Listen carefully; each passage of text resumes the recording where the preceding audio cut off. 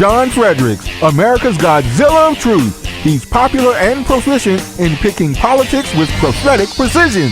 And now J. Fred's picking sports. Are y'all ready for this? All across the airwaves and streams of the John Fredericks Media Network, John, Jack, and Nate, three guys that are pretty wise when it comes to picking winners. Football, basketball, baseball, soccer, golf, UFC battles, you name it. When the game is on your mind and money's on the line, Godzilla WINZ is your guide to picking winners. Before you make that play, hear what J. Fred has to say. Godzilla WINZ on the John Fredericks Media Network. Oh yeah, for entertainment purposes only.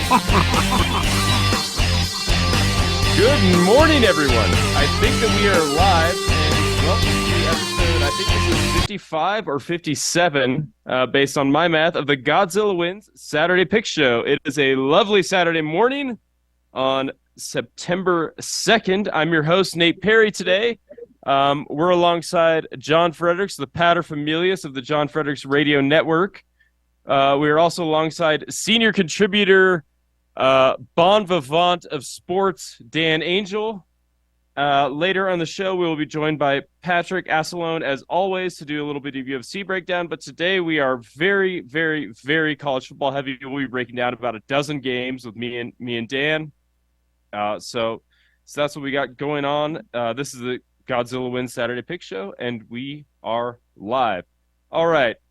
If you have a gambling problem, call 1-800-GAMBLER. That's 1-800-426-2537. If you're in Colorado, Illinois, Indiana, Louisiana, Maryland, Michigan, Nebraska, Ohio, Pennsylvania, Tennessee, Virginia, West Virginia, or Wyoming, call 1-800-327-5050 or visit gamblinghelpline-ma.org in Massachusetts. Call 877-HOPE-NY. Text HOPE-NY 467-369 in New York. Please gamble responsibly and call 1-800-NEXT-STEP if you're in Arizona, 1-800-522-4700 in Kansas or New Hampshire, 888-789-7777, or visit ccpg.org in Connecticut, and 1-800-BETS-OFF if you're in Iowa, or visit opgr.org if you are in Oregon, if you need gambling help. All right, we are going now. All right. Dan, we have so much college football to talk about. And before we do that, we need John to give us a little bit about what's going on with DraftKings. Well, let's just start there, because there's nothing more fun than the opening week of college football, which is really today. We had what they called week 0, which was kind of a neat play on words, where Navy got blasted by Notre Dame last week in a couple of the games. But for college football fans, DraftKings Sportsbook is hooking you up with a can't-miss offer to get the season off rolling big. Now, this week, new customers, get this. Al, you gotta write this down, Al. You gotta write this down. New customers can bet just $5. How much? $5 on any college football game, and you score $200 in bonus bets instantly, win or lose. So even if you fade my picks today, you get $200. Boom. Anything can happen in college football. Like, for instance, West Virginia University could win the Big 12. You just don't know. Change comes fast. The only thing that's a lock is the great offers from DraftKings Sportsbook. Life's more fun when you're in on the action. Hey, download the DraftKings Sportsbook app now. All you got to do is put in promo code Godzilla, the most famous promo code in the history of man.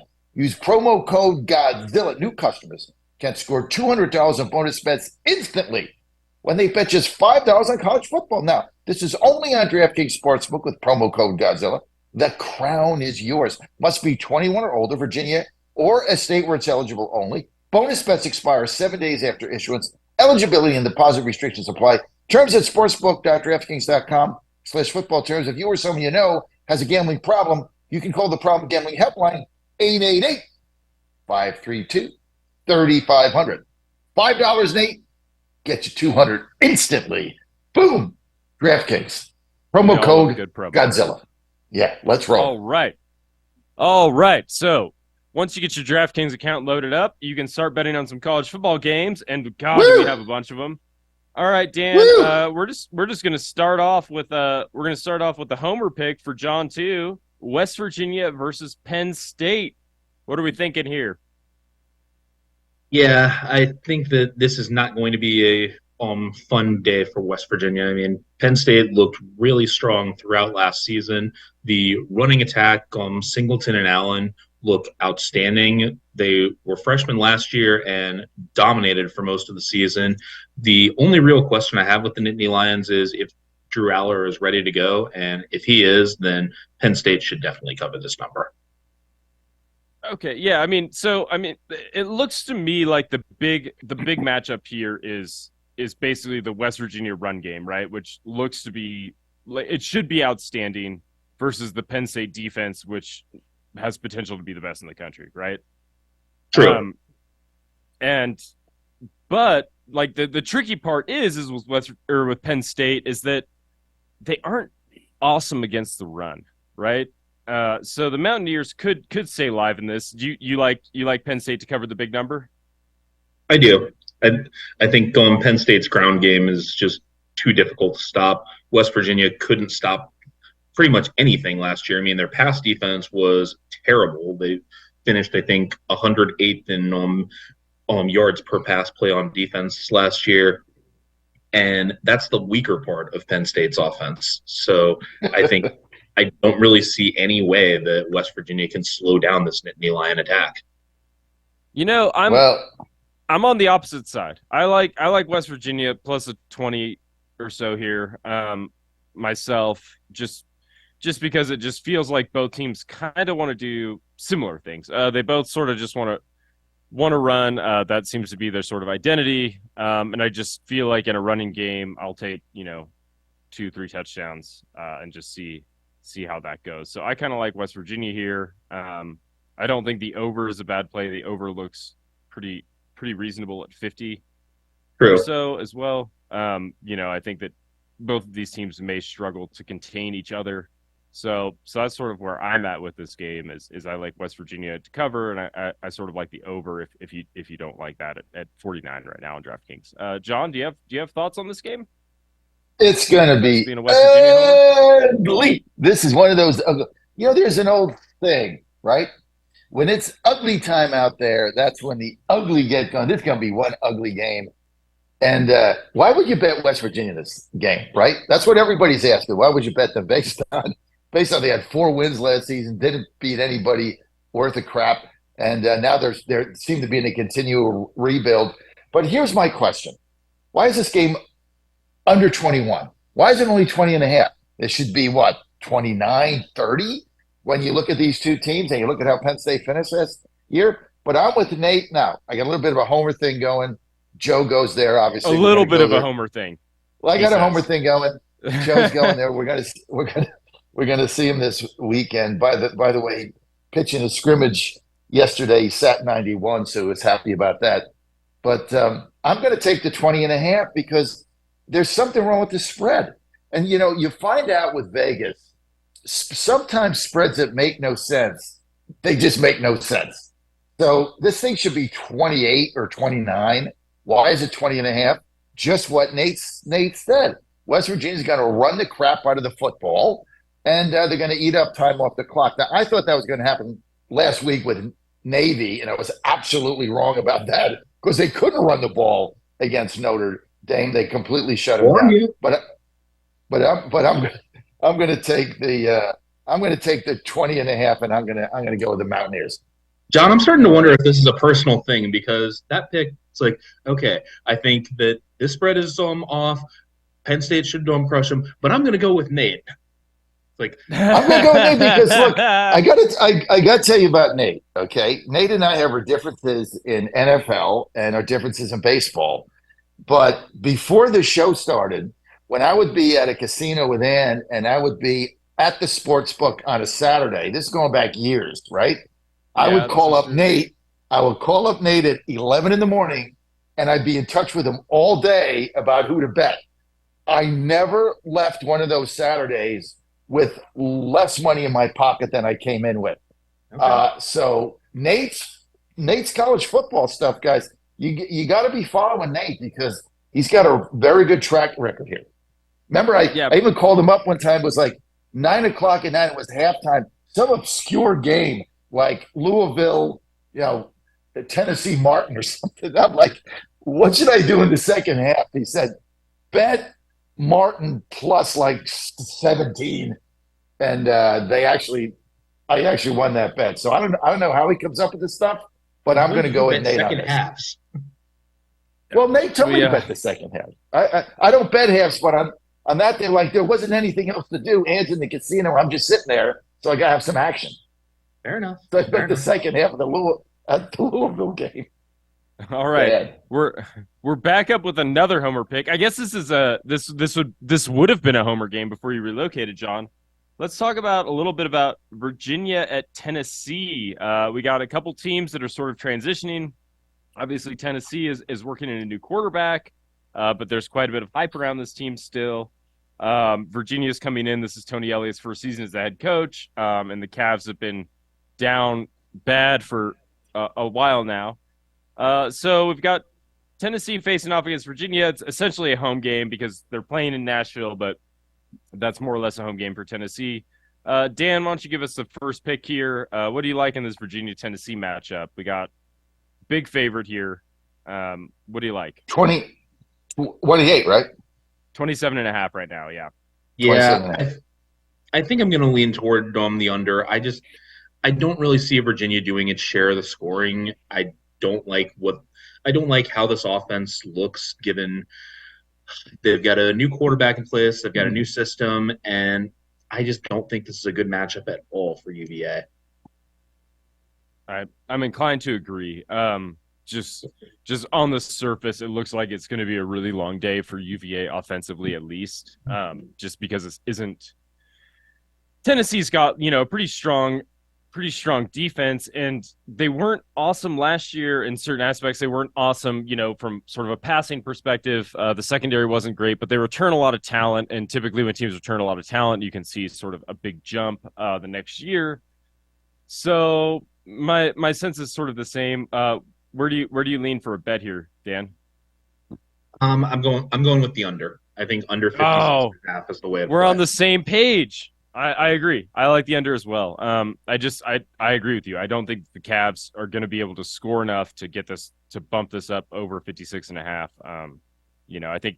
I don't think that it's any doubt that Tennessee wins. I think it's probably a question of how much. So I also like the under as well. John, you got any picks for this game? Well, I don't bet over unders. I did that. Yeah, I just don't. I have no interest. Bet two of them, lost them both in my life, and I have no interest. Let me tell you guys, this is what I'm going to call the Cavalier Clown Show. This team is so bad. They got a new coach. They're going to finish last in the ACC. I think they could go the season without winning a conference game or beating any legitimate D1 school. This is a really bad team. I'm going to go with Tennessee. I'm going to lay the 27.5. This is going to be a blowout. This is one of those games where you're going to turn it on in the second half. It's going to be like 49-3, and then you're going to turn the channel immediately. So I'm going with Tennessee minus 27.5. This might be the best bet of the day. The Cavaliers are that bad. Ooh, okay, all right. Best bet of the day, maybe. This is a 10-star lock bomb pick for John, Tennessee. All right. Bomb play. All right. So moving on, we're just running them down now. We got a little bit of a Carolina rivalry game here. We got North Carolina versus South Carolina. I guess Civil War game, maybe is maybe what you could call it. I guess.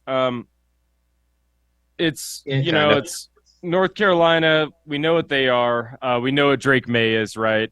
He's the stud of studs for North Carolina. He had an incredible season last season, just unreal, just like sort of metrics.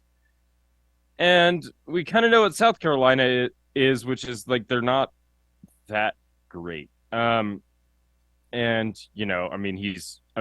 if you're just looking at quarterbacks, Drake May is, I don't know, a lot better than Spencer Rattler. There's a lot of question marks of the South Carolina defense. Dan, what's our angle here? What do we like for this game? I mean, you hit excuse me. You hit on a lot of them.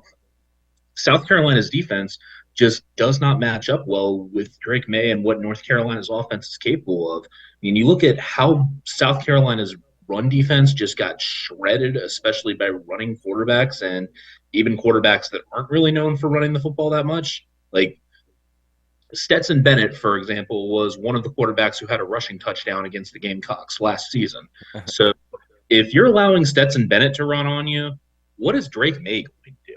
And I think there's also the factor of North Carolina having that chip on its shoulder and wanting to show up the big bad SEC. So I think North Carolina comes in with the cover here. -2.5 is not that big of an ask, and the crowd in Charlotte is probably going to be more blue than garnet here. So I'm going to go with the heels. I'm inclined to agree with you. I also like North Carolina here. It feels a little bit like a square play, because sometimes you just look at the quarterbacks and you're like, this doesn't make any sense. And I feel like a little bit of a square, like saying North Carolina -2.5, but it really does just feel like, if we're just looking at the quarterback play, they're miles apart. So I also like North Carolina here. John, are you going to pile on North Carolina, or are you going to? Yeah, I'm with you guys 100%, and it is a square. It is a square bet, but sometimes square bets win. I still haven't really figured out what that means. Normally, you call me a square bet, but I don't know what short it means. But what I do know is if North Carolina is going to be the type of team this season that they say they're going to be, this is a game they have to go in and beat South Carolina. The other thing, I just want to touch on this a minute. The NCAA is not letting their star wide receiver that transfer in from Kent State, Tez Walker, play in this game. I think that's absolute baloney. And this is where he's from, and he had COVID, and he's got mental health issues and everything else. And it's just one more problem with the nonsense going on in the NCAA. But I like, and I think that gives North Carolina a little bit of incentive here, so I'm going to go with the Tar Heels minus the 2.5. And you guys nailed it. South Carolina just isn't that good, SEC or not. So the Heels are either for real or they're not. We're going to find out this afternoon. Absolutely. All right. Well, what is for real is Healthy Cell. John, why don't you tell us about Healthy Cell? I tell you what, I get up, I look like a fresh daisy every day. It's amazing. I get up at 3:45 every day. Sometimes I oversleep till 4. People are like, how do you look so good every day, right? You get 6 hours of sleep. Healthy Cell REM sleep. Took it last night. I got 8.5 hours. I have so much energy now. I don't know what I'm going to do with myself all day here in the Berg. But you got to go to Healthy Cell. What the REM sleep does, it supports all 4 stages of your sleep. So you're going to go into deep sleep. You take it about 20 minutes before you go to bed. All natural, not habit forming, but you're going to dream like a crazy person. You're not going to remember them, but that puts you in that deep sleep. You're going to jump out of bed and feel fantastic. Go to healthycell.com. Promo code Godzilla. You're going to save 20% on your order, 20%. Get the REM sleep.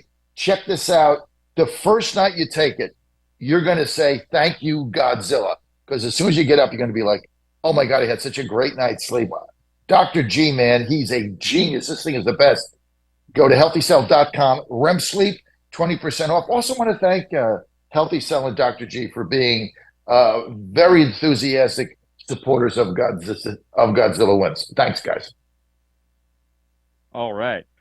Godzilla approved Healthy Cell. All right, so we are moving on. We are just, like I said, we're just running through them.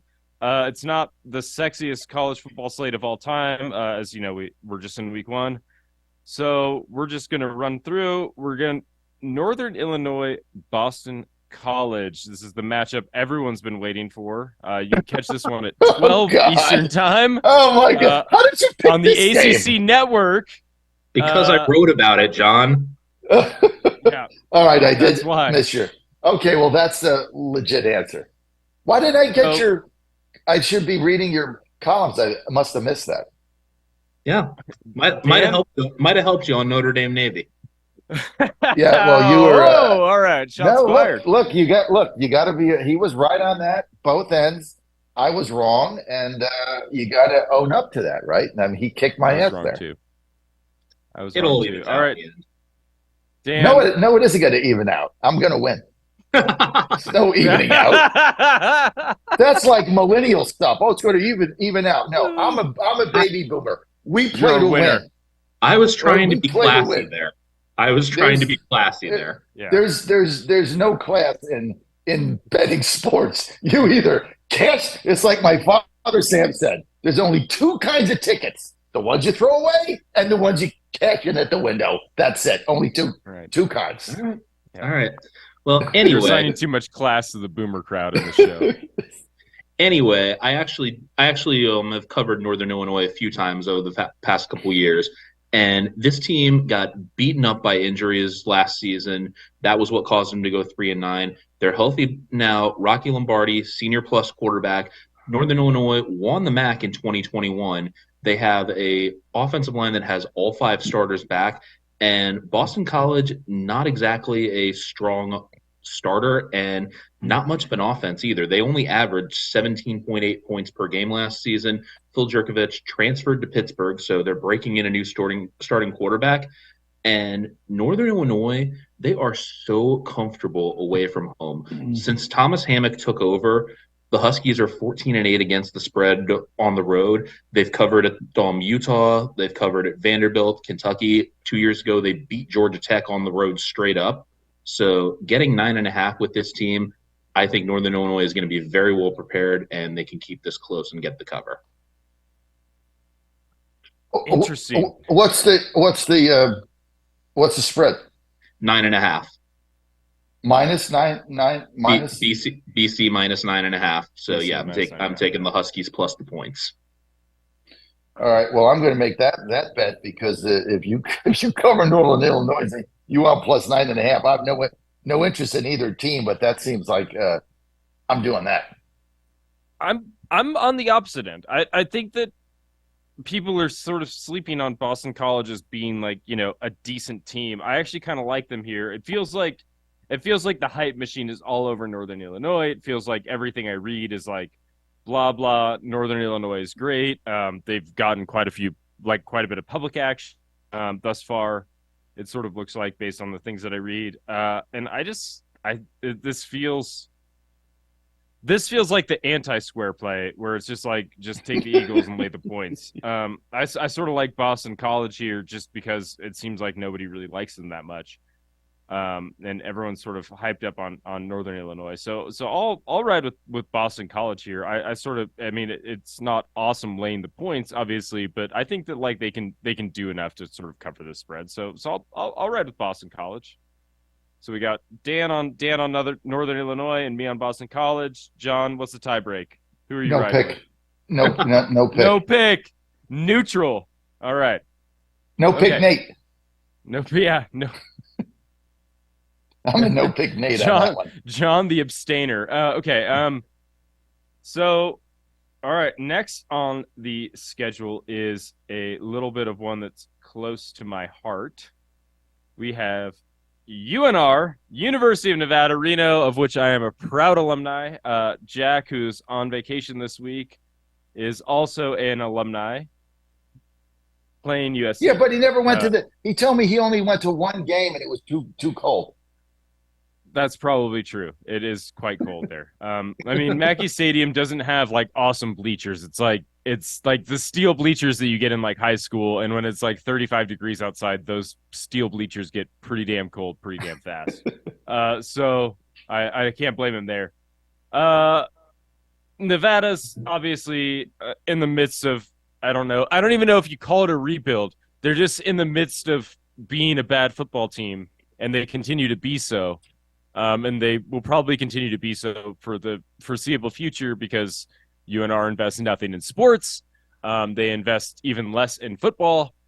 And it's just sort of a struggling program. And they're playing a USC team that is, hotter than a house of fire in terms of hype. Everyone has sort of big hopes for them.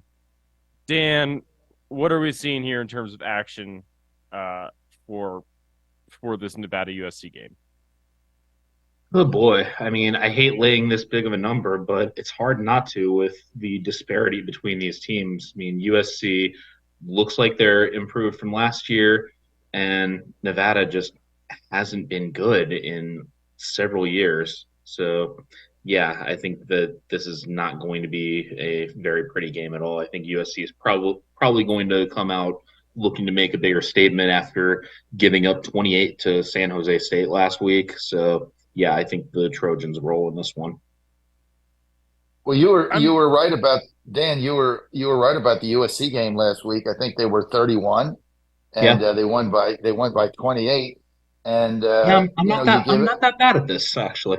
well, no, yeah, I mean you beat me two times last week because I bet USC late it, and then a late touchdown at the end, and San Jose State covers. But that's what happens when you're trying to lay 30-35, right?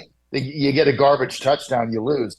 Mhm. So but like I'm going to go with Nate here. I don't know how bad Nevada. I don't think any of us know how bad Nevada is. And I agree with you, Dan. I think giving up 28 to San Jose State, I would have to think their defense is going to do a lot better. But laying 38, I mean, I'm going to lay it. I'm going to lay the 38. But it's just a big number. It's a monster number, and I think that, I mean, from my perspective, Lincoln Riley isn't always like a machine when it comes to covering giant spreads. Just throughout his career, my thought is, as I look at, when I see these huge spreads, I sort of just start to gravitate towards the totals because that feels like something that's more gettable for me. Nevada's secondary is terrible. USC will be able to score on them.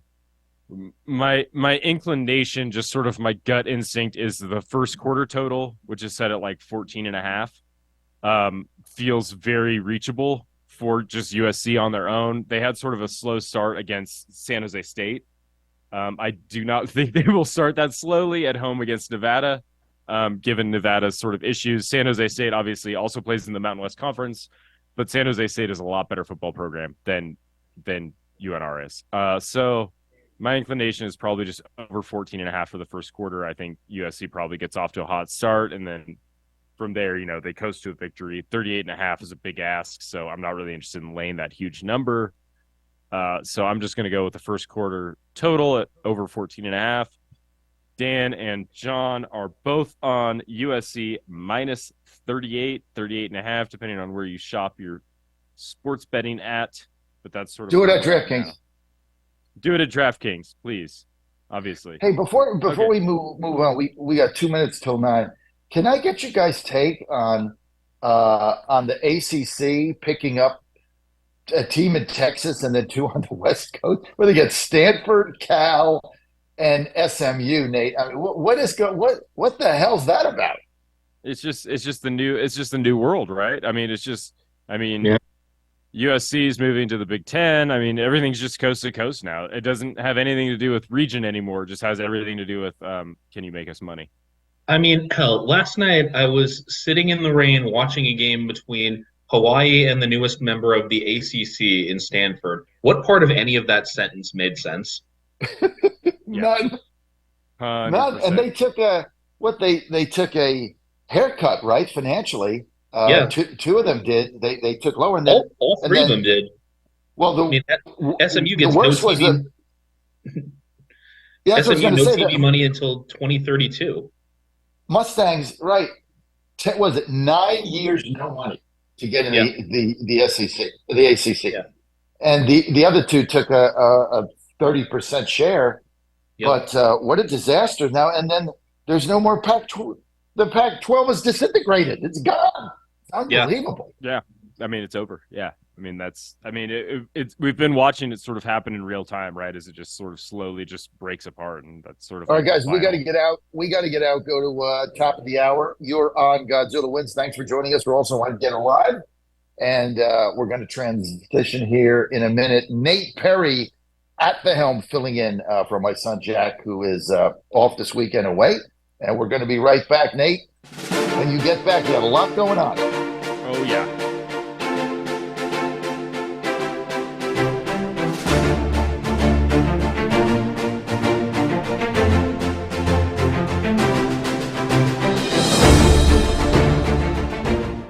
WJFN W224EB 92.7 FM Chester, W299DB 107.7 Bonaire, 100.5 FM Goochland, and WJFB Portsmouth AM 1650.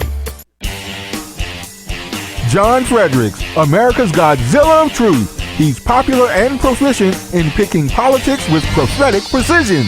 And now J. Fred's picking sports. Are y'all ready for this? All across the airwaves and streams of the John Fredericks Media Network, John, Jack, and Nate, three guys that are pretty wise when it comes to picking winners. Football, basketball, baseball, soccer, golf, UFC battles, you name it. When the game is on your mind and money's on the line, Godzilla Wins is your guide to picking winners. Before you make that play, hear what J. Fred has to say. Godzilla Wins on the John Fredericks Media Network. Oh yeah, for entertainment purposes only.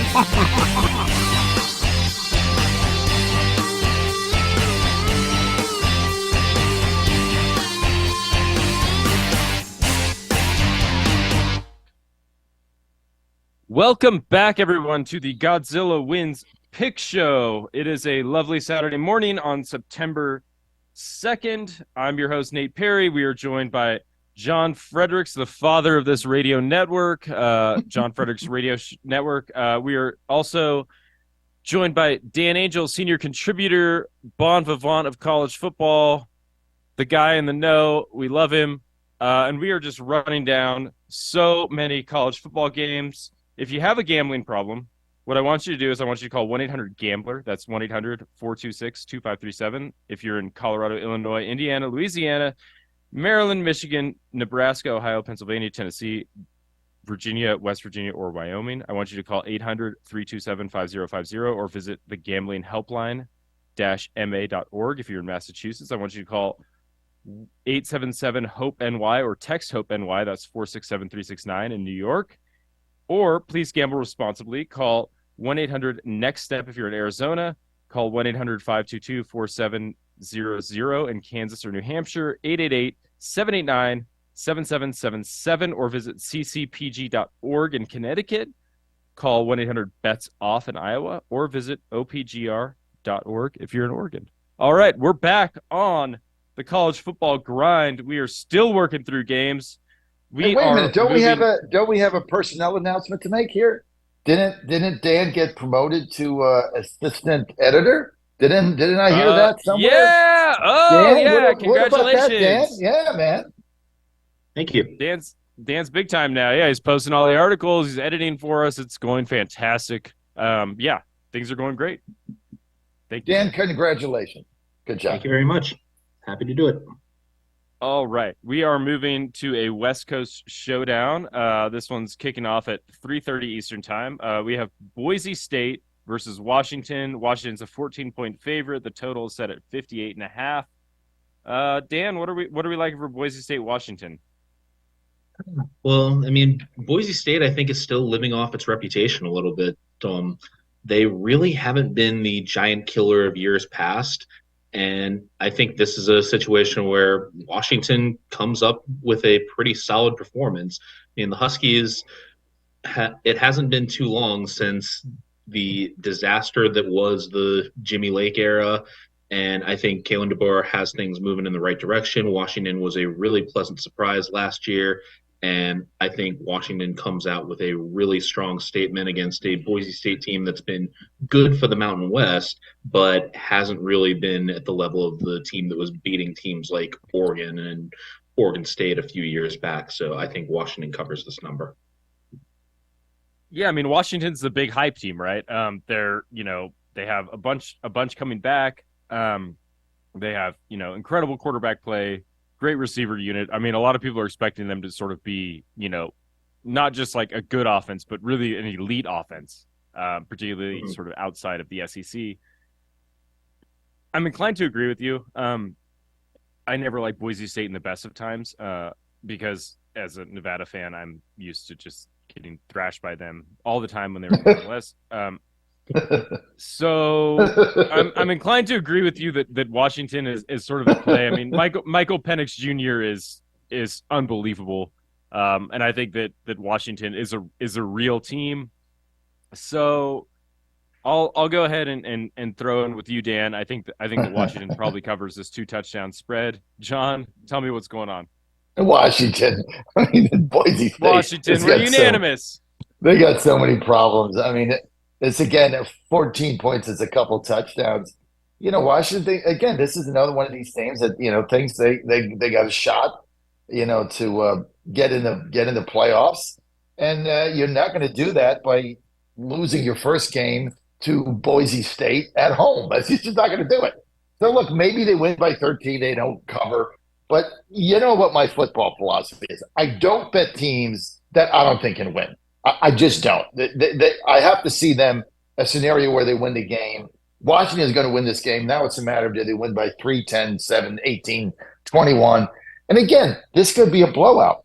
But before we move on, guys, I got to get Dan, I got to get your take on this. What about the Florida Gator debacle that went on the other night? Oh my God, Thursday night game? I mean, they look like crap here. They were supposed to be, halfway deep. Now they're calling to get rid of the head coach there after one game.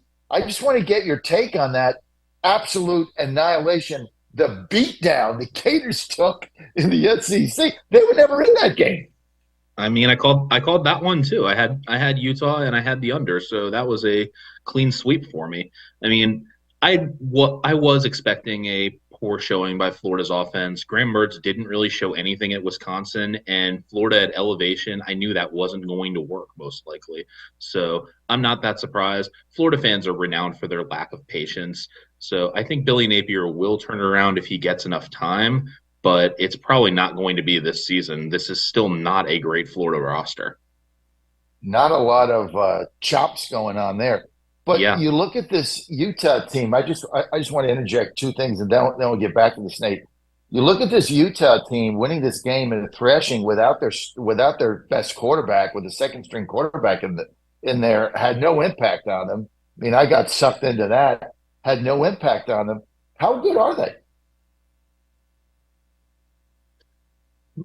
I think they're legitimate. I mean, Pac-12 contender. I mean, the defense is elite. If they can get a little bit of offense, I think they're there. I mean, they're probably a step behind. I mean, unfortunately, they're sort of catching the Pac-12 at a weird moment where there's a lot of teams ascending, like Washington, like USC, in a moment where the conference is disintegrating.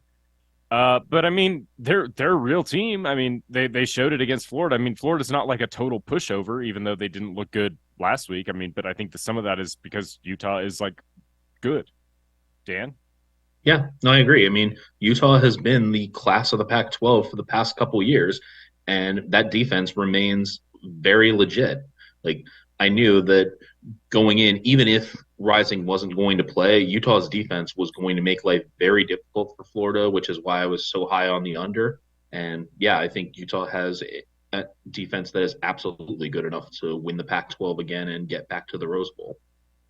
Good luck betting against them this season. And that game really, as I watched the whole thing, they were very impressive, both sides of the ball, very well coached. They seemed like they were on a mission, and I think they're going to be. I think they're going to be very, very tough. Yeah. Okay. Other things. All right. So we got to talk a little bit about one of our best sponsors, Rosie's Gaming. John, tell us why we need to go to Rosie's. Well, I tell you what, they're in Virginia. They've got 5 locations. Vinton, just outside of Roanoke. They're in South Richmond, right by our studio. New Kent, which is where Colonial Downs is, about 20 miles east of Richmond, heading down 64. They got Collinswood just outside of Danville. They got a new one opening in Emporia. They got Dumfries in Northern Virginia. If you want fun, you go to Rose. I would say if you live in Virginia, this is the best date night you're going to have. The food is great. The service is great. The atmosphere is excellent. You're going to have a lot of fun there. But here's the other thing for you guys out there. I'm telling you, man, especially the boomers out there, this is the date night place to go. You just might get lucky twice. You never know what's going to happen. Put your significant other in a good mood. You're going to have fun. Plus, biggest jackpots, bigger jackpots that got a lower take, bigger payouts, lower take compared to the casinos. Rosie'sGaming.com. And they got Colonial Downs coming up. That's racing today at 1:30. I'm not there. Obviously, I'm in the Berg, but I'm going to be back there next Saturday for the Virginia Derby. Just go to colonialdowns.com for that. Tickets to the Derby. I'm going to be there with Ann. rosiesgaming.com. Hey, you guys out there, get lucky twice. There we go. All right, moving on for more college football action. We are talking Colorado versus TCU. TCU is a 20.5-point favorite. Total set 63.5. This is the big debut of Coach Prime coaching for an FC or FBS team in Colorado. Deion Sanders, after he took over the helm and took the leap from Jackson State. The Colorado hype machine is in full effect. You know, everyone is expecting big things from Deion Sanders here in the near future, but maybe not in the immediate future.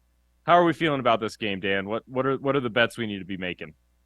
Oh man, so this game is like the complete unknown because nobody knows what this Colorado roster is going to look like or how all of this is going to work, given what Deion Sanders did in the transfer portal, basically jettisoning his entire team pretty much and bringing in whoever he could. Like, this is one I'm not going to touch betting wise because there's just too many unknowns. So I will say I'm hoping that TCU smacks Colorado by 50 because I really do not want this approach to work. Like, I hate everything about this. I don't think this is what college football should be. It's bad enough with the conference free agency. I don't think we need to see this with the transfer portal. So I'm really hoping that it's something like 59-3 TCU. I don't think it'll be that. But another thing in here, are we completely sure that Deion Sanders can actually coach that well? Because yes, he's proven himself as a recruiter, but in his time at Jackson State, he was going up against programs that were perpetually and criminally underfunded. And in the Celebration Bowl each year, his team seemed distracted, and the MEAC champion crushed Jackson State the first year, beat him in overtime the second year. So I'm not sold on Deion Sanders as a coach yet. I'm inclined to agree with you. I mean, he is a hell of a indictment. Yeah. Well, so not a fan of Colorado football, Dan Angel. I'm inclined. I mean, here's where like I go, you know, and we've talked about this already. When the spread gets like sort of super high, I just tend to sort of look towards the totals.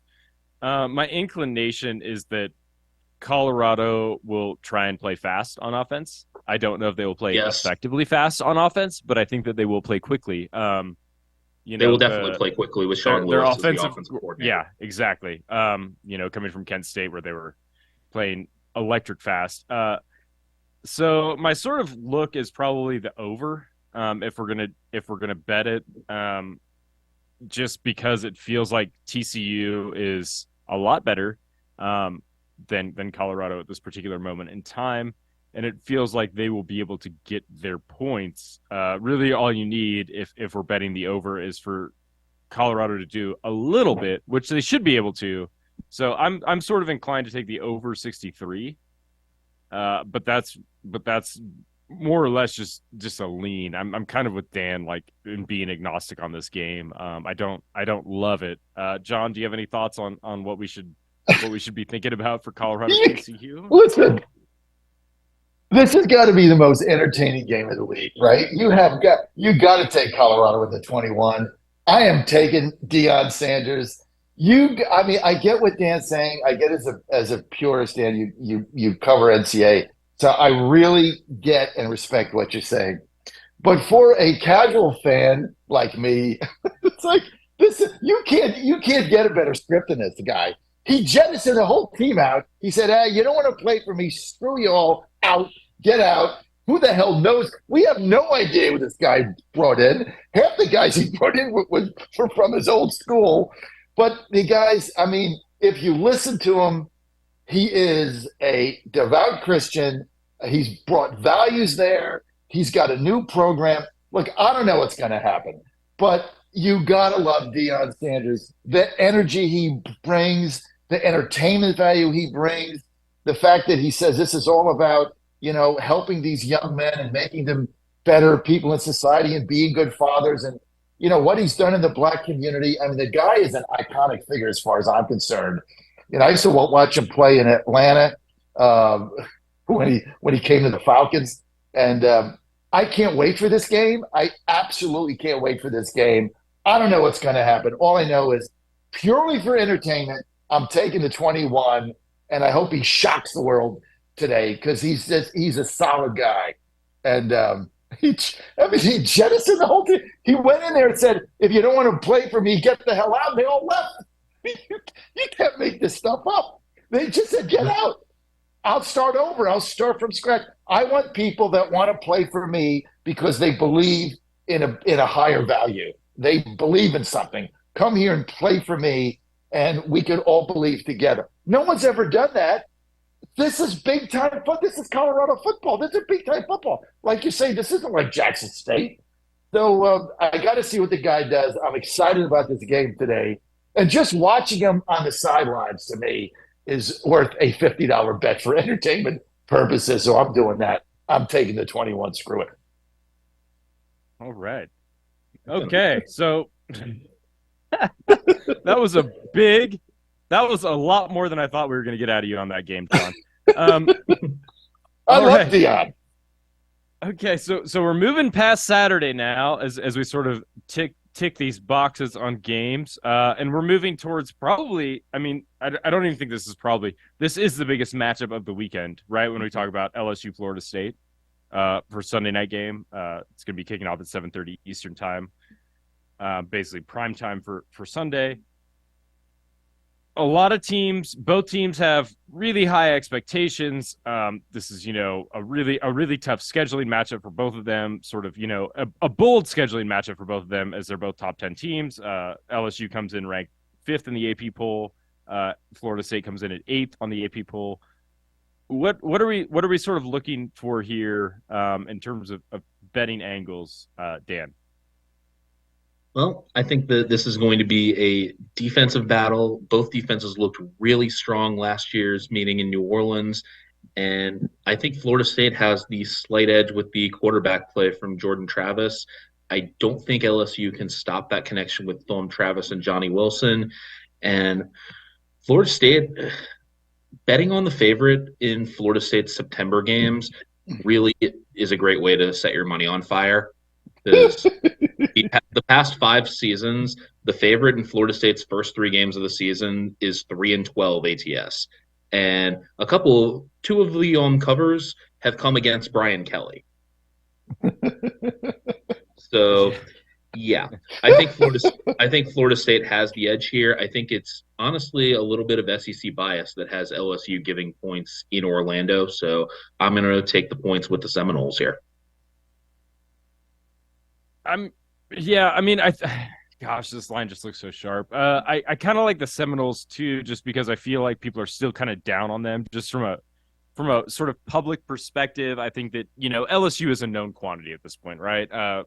We know what Brian Kelly is. We know the sort of system he's putting in, and we know that he can score. Florida State is sort of newly resurgent, right? After a few years sort of down, after the Jimbo Fisher exodus. But they look like they're getting a lot better really quickly.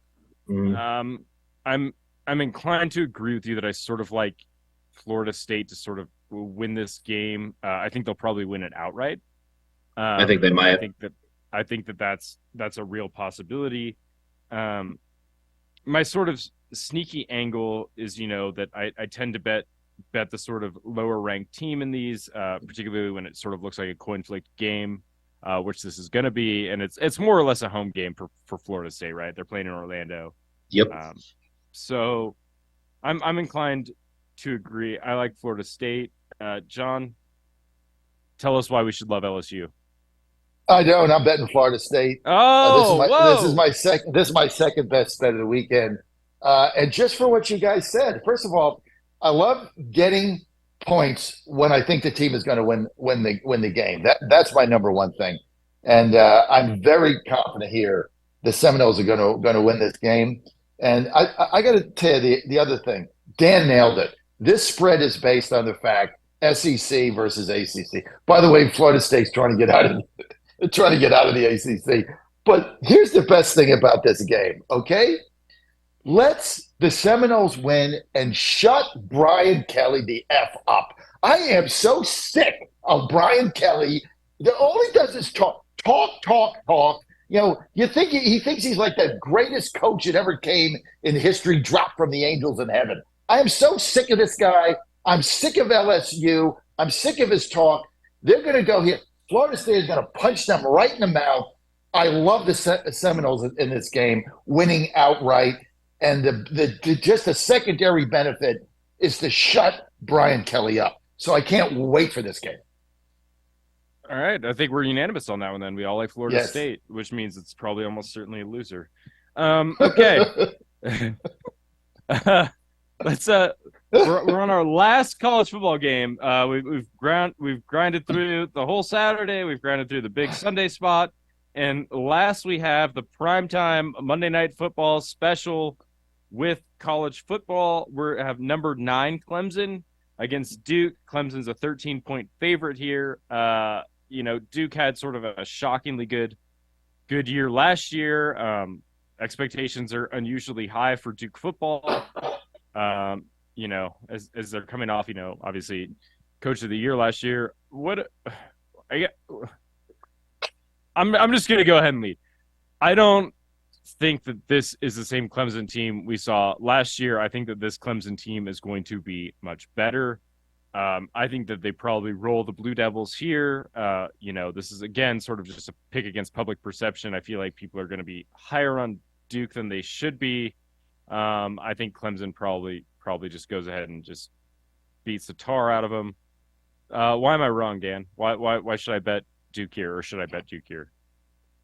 I mean, Clemson tends to be a little higher priced than it should be in September, especially because the public gets sold on Clemson pretty easily, and Clemson usually ends up disappointing on the spread. So I think that Clemson is certainly the better team and should win, but I think 12.5 might be a little too high. I think Duke is solid enough to stick with them for probably 2.5, 3 quarters and keep this thing to like 7-10 points. All right. John, do you have thoughts on the Monday night game? Yeah, if Clemson was 12.5 over the Cavaliers, I bet Clemson. They don't deserve to be 12.5 over Duke. I mean, Duke has got a solid football team here. I mean, this is another line. You just look at it, you scratch your head. It's all based on Clemson money from back God knows when. They're the biggest underachievers, right? You guys have to admit, Clemson is Debo Sweeney, the biggest underachievers in college football. They always come in all this hype, and then their season biggest underachiever in college football. I think recently they say no. Recently, and especially covering the spread. I didn't look their ATSs, but I won a lot of bets in the last 2 seasons betting against Clemson not covering. So I like Duke in this game. I like the 12.5. I think it's going to be a tough game. Monday Night Football. Take the points. Yeah, and Monday Night Football, you might need a little coffee to stay up late if you're on the East Coast. Why don't you tell us what your favorite coffee brand is, Sean? Well, the only coffee I drink is Beard Vet. Anybody that knows me, Nate knows me as like part of the family. I drink 8-10 cups of coffee a day. I love my coffee. I drink it black. I drink it hot. I love it. I won't drink anything other than Beard Vet. You know why? It's smooth. It's bold. It's rich. But there's something about drinking Beard Vet. You don't get that bitter aftertaste. It's not like going to Starbucks where you got to put the swizzle stick in it. Hate that stuff. I can't drink anything. I travel with it. I take it to my hotels. This is the best coffee you're ever going to have, and it's reasonably priced, especially with promo code guys. I will take 10% off. Let's go to beardvet.com. Beard, like Nate's beard there. You can see it on TV. Beardvet.com. Promo code guys, you're going to get 10% off. Kenny Lee and Sean George. Tours in Afghanistan, tours in Iraq, couldn't get a decent cup of Joe. They said, you know what, when we get back, guys, we're going to make the best coffee ever for us. They've done that. A portion of whatever they make goes to support veterans organizations. I love these guys. I love my coffee. Support them. This is going to be the best coffee you ever had. and then you're going to get hooked on it. Starman knows. Starman on Getter right now. Tell me you're not hooked. Go to beardvet.com. That's beardvet.com. Promo code Godzilla, 10% off. And over $50, free shipping. Boom, done. Boom. All right. That is exactly what we needed. It is quite early. All right. So we're moving on. We have a little bit of NFL action. It's coming right up on us. And we are going to preview the Thursday night game. John, how are we feeling about the Lions Chiefs as the opener to get our winners started early? What do we think here? I want to congratulate the NFL schedulers for scheduling a really good game on the first Thursday night. You got the Super Bowl champs going up against the upstart. All the great games the Lions played last season. They almost made the playoffs. I remember it was 2 seasons ago. Their quarterback that came from San Francisco, I'll never forget. They kept losing games in the final minute, and they said to him, "Hey, when is this team going to learn how to win in the final minute?" And I'll never forget this comment. He turned to the ESPN guy and he said, "The first thing we have to do is learn not to lose." I thought that was such an insightful comment. This Lions team, you just they're going to score, but their defense is always it was in question all last season. They're going to score, but you got to be excited about this first game as an NFL fan. It should be very exciting. 6.5. I tell you what, guys, I got to take the 6.5 with the Lions. I mean, I just don't see this game as being a blowout. It's the first game for both teams. I think it's going to be a fun game. I don't think this is certainly not my best bet of the weekend, but I am going to bet the game and watch it. So I'm going to take the Lions and the 6.5. But it should be a very, very interesting matchup and a really great opportunity for this program in Detroit to come to Kansas City and win this game and say, "Hey, see ya Packers, see ya Vikings, see ya Bears. You're going to have to deal with us." So I think it's going to be a fun game. Take the points. Okay, take the points. Wow, underdog pick from John to start off the NFL season. He's learning. This is crazy. And I actually disagree. I feel like the Detroit hype machine is getting a little bit out of control. And I think that part of when we sort of handicap this, we're overlooking the fact that Andy Reid is incredible when he has quite a bit of time to game plan, right? That's always been the case with Andy Reid. He's great off byes, Yes. great in the playoffs, he's Good point. great for the Super Bowl, blah, blah, blah. Since Mahomes has been the starter in 2018, they've scored a gajillion points in week one. They're averaging almost 40 points a game in week one. They're 5-0 in those games, and they've won by an average of 13 points in week one. So my inclination is just, if it's not broke, like, don't fix it. So I just think, like, I don't know. Maybe I'm just the squarest guy in the world, but I just feel like this is probably a Chiefs game that they just win easily, and everyone who's watching Detroit thinking, "Oh, Detroit's the next big team," is going to find out really quickly that they're not quite on the same level as the Chiefs. So I'm sort of inclined to take the Chiefs here. Dan, I know that NFL isn't sort of your primary passion. Do you have any thoughts though while we have you here still for football? Yeah, no Chris Jones. Okay. I got to lean with Detroit. I mean, with Chris Jones not there, Kansas City's defense is not going to be as good as it usually is, and I think that lines up perfectly for the Lions to cover this. The Lions are going to All right. score. I mean, that's the thing. The Lions are going to score, right? I mean, they're gonna get what, 3 touchdowns, maybe 4. So you're scoring 27. The Chiefs have got to score 35. They got to get 5 touchdowns. I think it's going to be touch and go. But look, everybody's going to get tuned in, and part of football is entertainment, right? Right. Part of it is just entertainment, and so I think watching the Lions in this game to see, okay, are they going to be for real? Right? And I think Nate nailed it. There is the Detroit hype machine. It's been going on the whole season. So they're in full gear, kind of like the Colorado hype machine. They're in full gear, but are they? Are they going to be? Are they going to be legit? And I think this opening game is really going to say a lot to the program they have there, and have they improved the defense enough where they're not going to give up 6 touchdowns on 8 drives? That's really what I'm looking for out of this team, because I'm going to tell you guys right now, the Bears are going to shock the world. This team is sneaky good. Nobody gives them any respect.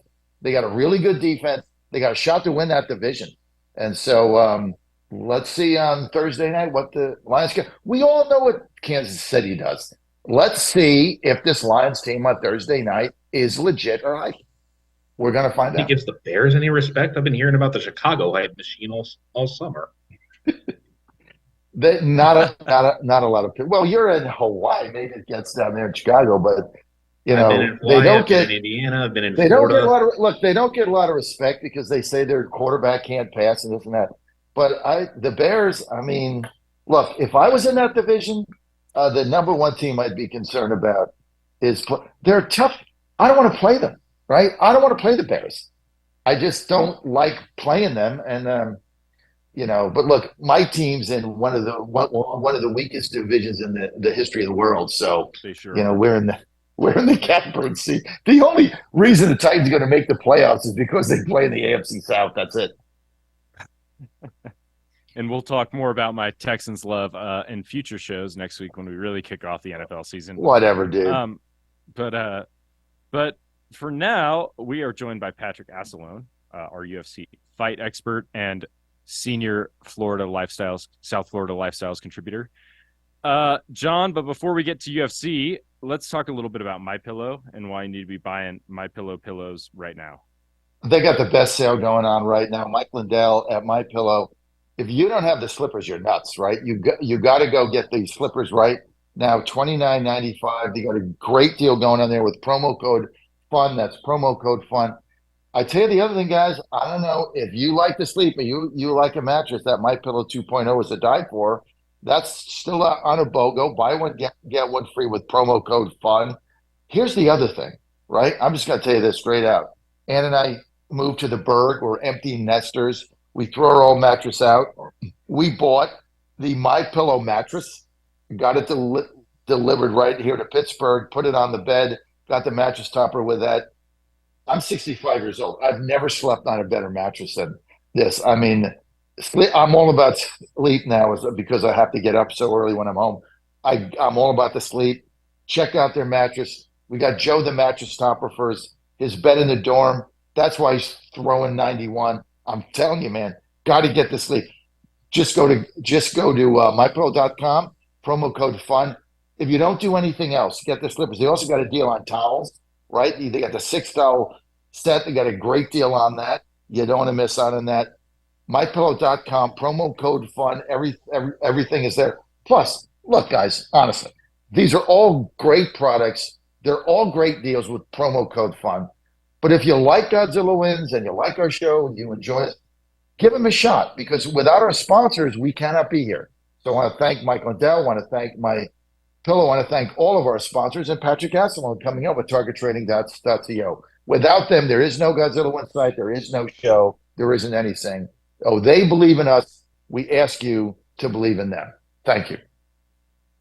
And also, we would like to thank Dan Angel, who is on doing yeoman's work with us for all that college football. You can find him on dan.angel11 on Instagram. You can find him on danangel11 on Twitter. You can find us writing on godzillawins.com, where he does a lot of writing for us.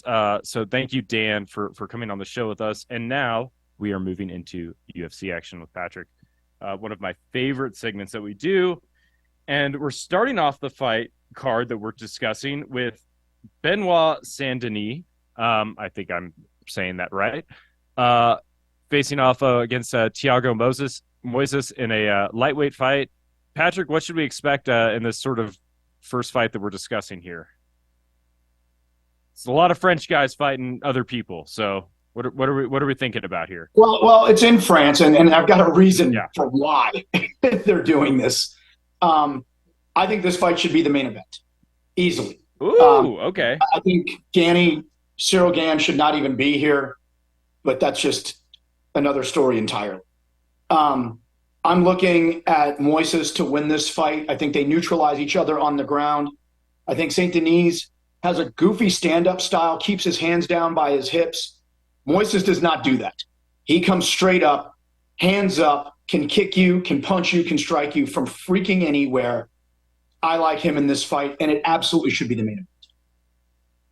Interesting. Okay, so the big sort of I guess talking points that I've seen sort of around the World Wide Web is that these guys are both pretty comfortable on the mat, right? Their striking styles are a little different. It looks like to me Saint Denis has a little bit of a striking advantage despite sort of the low hands that you were talking about.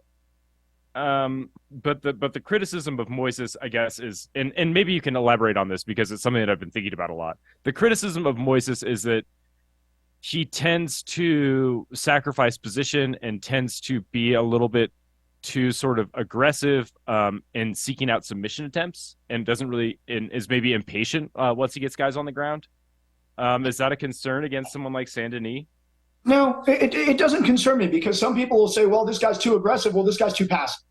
I'd rather have somebody going for submissions to finish a fight and keeping somebody on the back foot than just sitting there and grinding away and really not striking, not hurting somebody because they don't want to lose their position. You're in a fight. You have to go for it. That's just it. Okay, yeah. So I mean, I guess from my perspective is it just feels like Saint Denis can just get him out of position, and because he's so comfortable, it feels like he has more ways to win than Moises, and we don't often disagree. So this is sort of an interesting moment for us because I sort of like Saint Denis here, and obviously we always put on our tinfoil hat when we're talking about the UFC, right? Always. And a lot of people don't know things, Nate, that I was around this whole thing in the beginning when Bob Meyerowitz sort of kind of was told he's selling the UFC to the Fertitta brothers. I remember it. So it's not tinfoil, brother. It's real. Okay. It's real. Yeah. And so for my money, I'm not betting against French guys in France for the UFC. I like Benoit here in this fight just because it looks like, because I'm worried about Moises maybe being a little bit too squirrely on the ground. I think that Saint Denis will probably be a little bit more aggressive when they're striking. So this just feels like a Saint Denis fight for me. If I'm getting a little bit fun, I don't hate him by knockout at 3-1 odds, or a little bit better than 3-1 odds. If this does just stay a striking match, or if he gets him on the ground out of position, if he gets Moises on the ground out of position, and just starts beating the bag out of him, I sort of like that as well. So I sort of like it by knockout, but yeah. If you're riding with Patrick on these, then you like Thiago Moises as a little bit of an underdog at plus 140. And you bring up a great point about being on the ground, because when Saint Denis opens up on the ground, he's furious. When he starts throwing, he throws very freaking hard, and he's ground and pound is real. Very accurate. Okay, so that's sort of where we're at. Like I said, I just wanted to talk to you about that, like, sort of criticism that you can be too willing to sacrifice position. It feels like almost like a chess game, right? Like too aggressive, sort of sacrificing pieces to try and sort of complicate the board. But also, Nate, and you bring up a phenomenal point, and thank you for bringing that up. If you've done this for a while and you have confidence in your ground game, especially your submission game, he's not just throwing one thing and just saying they're going, oh, okay, I missed, so get on top of me and beat me to death. He's probably going for the armbar, looking for a triangle, possibly a leg lock right after it, moving. They just don't throw something and just sit there and say, okay, it's your turn to beat my head. Right, yeah. He's not just giving up. Yeah. 100%. Okay, so that's sort of where we're at with the Saint Denis Moises fight. We were in disagreement. Patrick likes Moises as the underdog. I like Saint Denis. Why don't you tell us a little bit, though, before we get too far into this? Why don't you tell us a little bit about target trading? What's our win-loss this week, Patrick? 44 wins, 17 losses, and 6 break even. So we're still better than 2-1. As a matter of fact, we're 10 wins over 2-1. But it is the literally slowest time of the year. And I got people actually saying, well, how come there aren't more winners? This is what happens when people get spoiled, okay? And they don't understand that I am freaking out every single night when I draw those high volume areas because people are putting real money on it the next day. And I've got to show up and perform every single freaking day. And it was literally one of those situations where I had to say, you know something, I'm going to take a break from it. And I got up and I walked away. We love it. You can find Patrick at targettrading.co. Give them a holler, and they'll walk you through getting started with the target trading, with futures trading, all of that stuff. Really good stuff, and we're happy to have him as a sponsor. Patrick is always the best. Nate and John, you guys can speak to this a little bit. Where do you consistently get somebody making picks that are 3 and 2-1 winners over a year every week in the sports betting game? Never. Nowhere. Never. Never. Those people don't share. Zero. I mean, it's zero. That's why when you go to Vegas, all the biggest hotels have the sports books in them, right?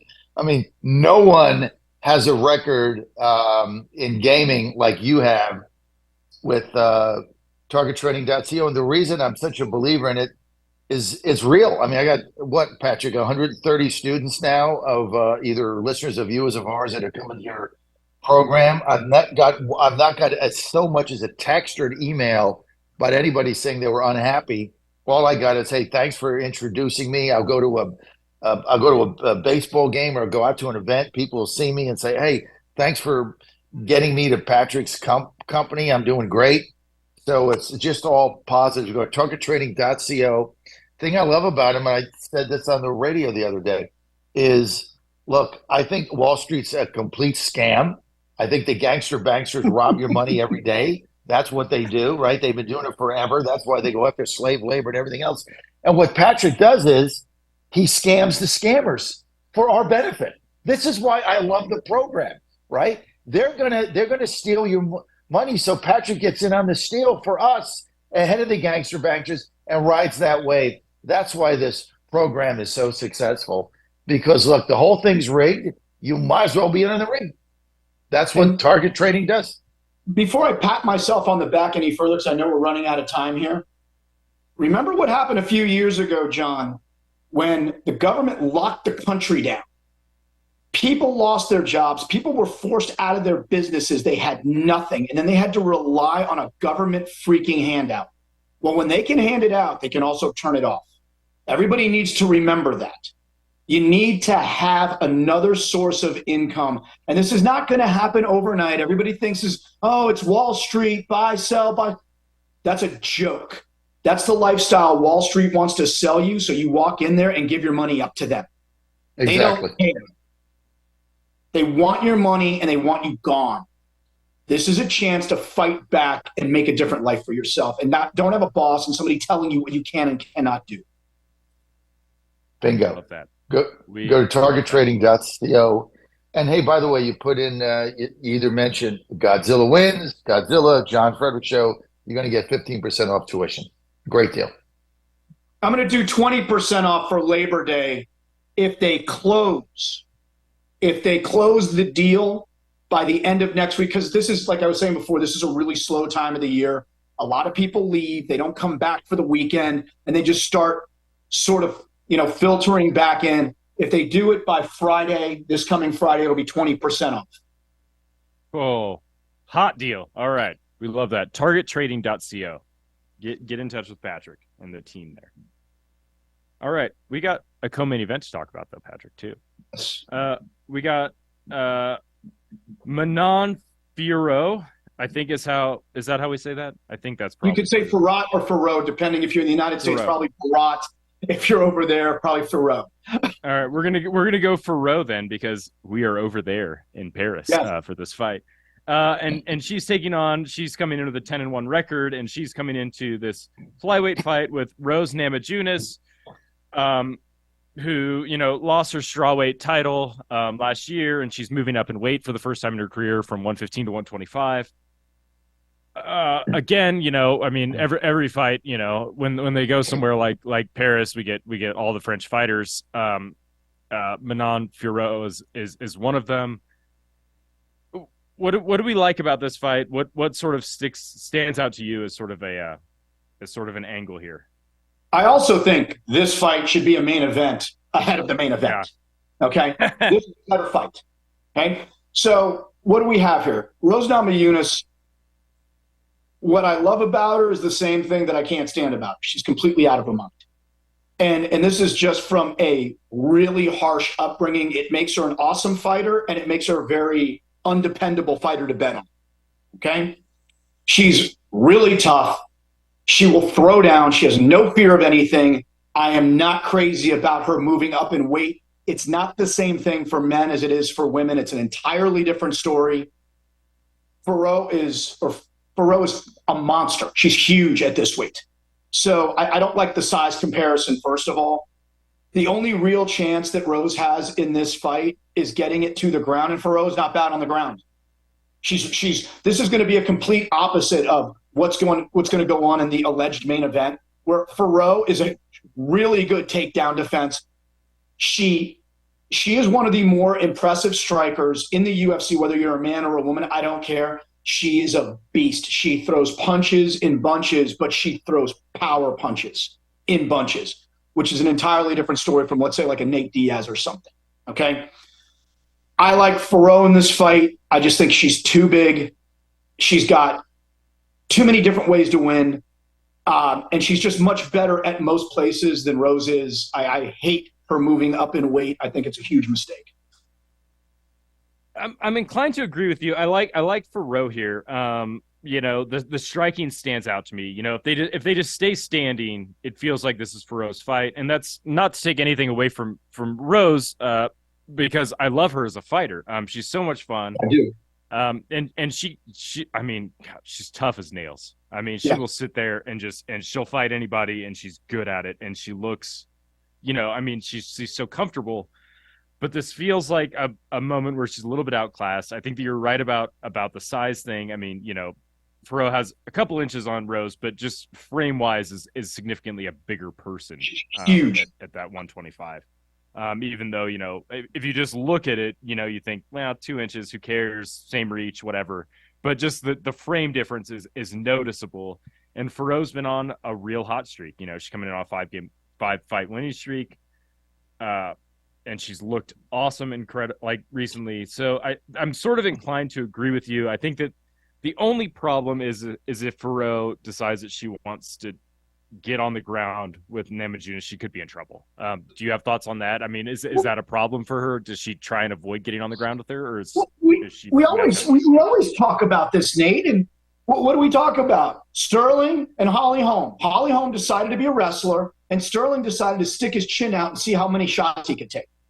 Right. Okay. So it all really boils down to who's coaching you. If your coaches are smart, the only shot Namajunas has to win this fight. So you avoid it. So I don't know. Again, once you go inside that cage, the game plan goes out the window with some of these people. For what reason, I have no idea. I guess it's pride that I'm going to beat somebody at their game.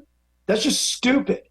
So if Fiorot fights her fight, I think Namajunas loses. I think it goes to a decision. It's probably going to be a unanimous decision. The point you make up about Rose being tough as nails, she's she's a nail looking for a hammer all the time. And I don't see her getting finished per se.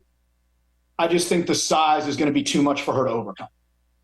Right. And the other sort of angle that I've seen people talking about is that Fiorot occasionally kind of dips into a high kick. And Rose will throw those. And I've seen a lot of people talking about how she really needs to sort of be aware of that, because she has a tendency to sort of get taken with those. Is that a concern, or do you think that's something that she's thinking about, that she's got to be aware of? Because the last handful of fights that she's fought, she's taken a pretty heavy kick, and it's almost ended her night. Well, I can tell you something, and this is where I learned in the UWFI, the Shoot Fighting Association, where I started out in. Ken Shamrock one time asked Bart Vale, well, you can really take a good kick to the head. Can you show me how to block a kick to my head?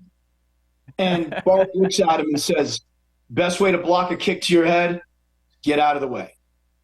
So if they're not aware of this, she's going to get cracked. But I can't imagine how, if you've taken head kicks in the last several fights and they've almost ended your night, you have not made you have not come up with a solution to this, like, oh, keep your hands up or stop dipping into them. There's no reason for her to dip into them. Dipping into them is solved by dropping your level, not dipping your head. You dip your head, you're going to get hurt. You drop your level, you're square, you're not going to get hurt. So I don't know if they've come up with a solution to this problem, but they better do it, because it's a valid point. Yeah, and I mean, I guess it's just like, I guess my question is, is that Faro comes from sort of like a karate background, and I didn't know, and that's why I'm asking the expert, is that if it's just a stylistic thing, if that's just something that happens, depending on sort of their training, or if that's something that's just like unique to sort of her, or if that's like just, people that come from X martial arts background like karate just sort of have a tendency to get sort of different shots landed on them. Well, I'm gonna tell you, it's not so much as the style or the discipline they train, but the habit they develop, the bad habit they develop, and it's not corrected. Bad habits are a freaking nightmare to fix, and you've got to get on top of them immediately, because once muscle memory kicks in, you're doing it without even thinking about it. It's sort of as we talk about guys who step in and they drop their hands. Mm-hmm. They may not even be aware they're doing it, but they've done it so many times, it's a natural reaction, and that goes right back to coaching.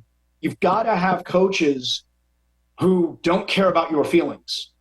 And I think there's entirely, since this became a business where people can really make money, it's become more of a yes man business than it has anything else. Because I think the moment a lot of people start getting pushback, what happens? Oh, I'm opening my own gym. I'm doing my own thing because I don't want to hear about the things that I'm doing wrong.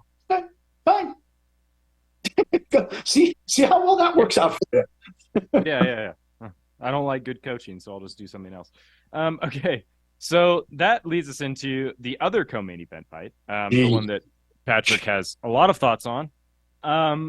It's a heavyweight fight. We have number 2 ranked contender Cyril Gane against number 7 contender Sergey Spivak.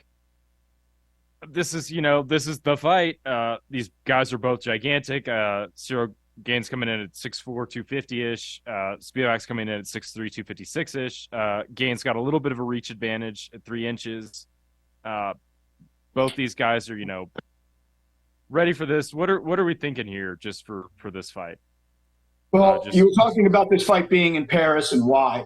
And I think because they're just trying to get as much money out of Gane as they can before they cut him. Because if the guy doesn't seriously improve in about 80% of his game, he's going to be gone soon. So what's a guaranteed way to get a sellout? Bring the guy back on his comeback fight from losing the title in his hometown or in his home country. Guaranteed sellout. Okay? What do I think about the guy? I think the guy is not become proficient at stopping takedowns in 4 months. That's what I think. Okay. When, for example, when George St. Pierre figured out he had to work on his wrestling a little bit, he went right to the Canadian Olympic team and just lived there.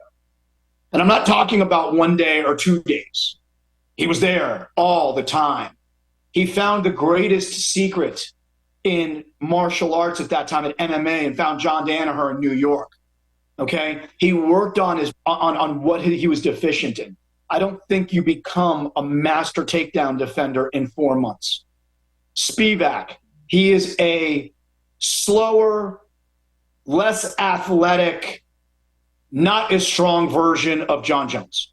Okay, and I'm talking by degrees. Okay, I'm not talking about just slightly, but I still believe he's got more going for him in more parts of his game than Gane does in his entire game. So what happens when Spivak fights? There's always this conversation about halfway through his fights that he's got 8 takedowns already. He's threatening to take the title for the most takedowns in a heavyweight fight in UFC history. So he can take people down. Mhm. The question is, can Gann keep getting up? And I'm going to tell you what happens in this kind of a game. You blow up if you're not ready for it in the transition game, meaning the takedown and getting up game.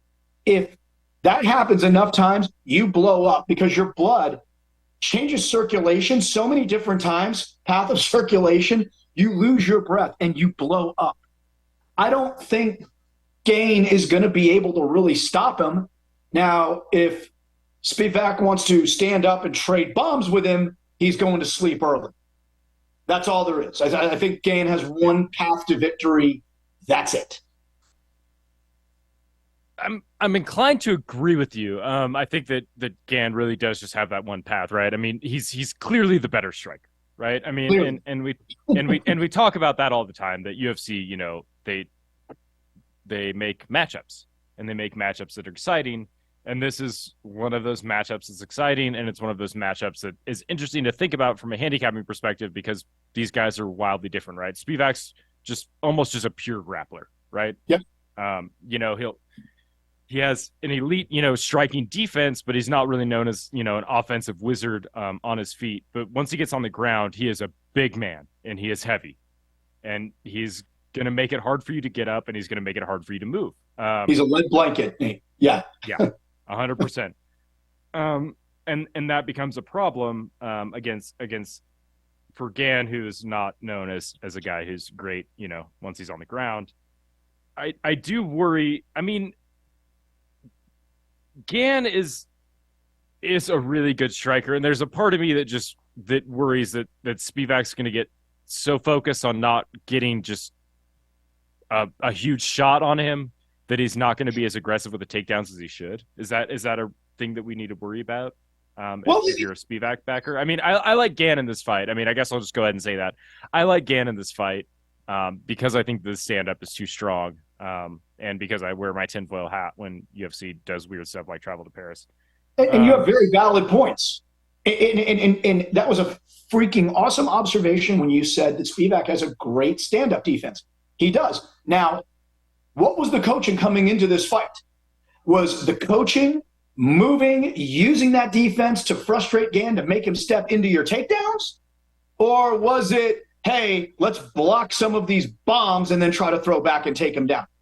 It all depends.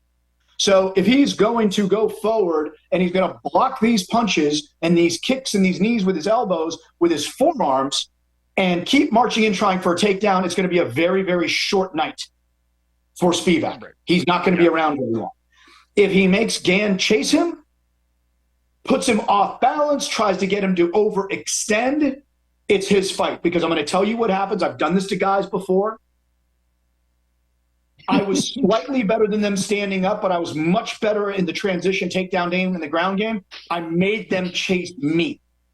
And every time they chase me, I take them down. We get back up again. They get more frustrated because they weren't landing. I'd be just out of their range or catching their shots on my forearms, going in for takedowns. And every time we went back up again, they got even more frustrated, which would lead to the more and more getting off balance, not in your game, and trying to force something instead of waiting. So it all depends how we train for this fight. All right. So you like Spivak in this fight? I like Spivak in this fight. Okay. I like Gann. We're in disagreement on a couple fights, which is unusual for us. But that's sort of where we're at. John, do you want to tell us about Healthy Cell? We forgot to mention them again. Well, listen, they're like Patrick, one of our key sponsors here on Godzilla WINZ, and I'm just a big believer in Healthy Cell, the gel packets. Go to healthycell.com. And I take two things. I take the REM sleep. I told you about that earlier, but I also take the joint and mobility. Now, you know, if you're Nate Perry and you're a millennial in your early 30s and you're feeling great, right? No need for that. But as you get a little long in the tooth, like myself or maybe Patrick Asselon there, and you get a little aches and pains going on, then you want to get their joint and mobility because it's an anti-inflammatory that's all natural. And it's really what worked for me. I mean, I have chronic back issues because, you know, my weight, and I don't, and my arm hurts all the time as I used to overthrow, and I threw a Joe, and I played adult baseball, took cortisone shots. So I got these aches and pains.